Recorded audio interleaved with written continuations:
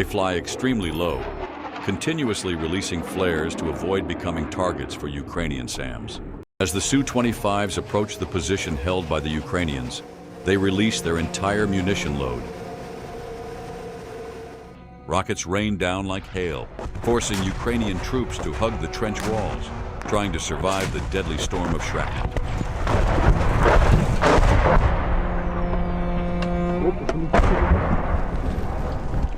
Returning to base, the Su-25s enter the range of the Ukrainian SAM system. The operator locks the missile onto the target.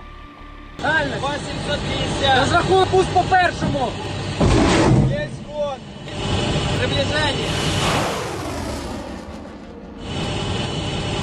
Є подрив у цілі. Ціль падає. The plane accelerates toward the ground, its control systems inoperable, with no hope of recovery. Ejecting was impossible,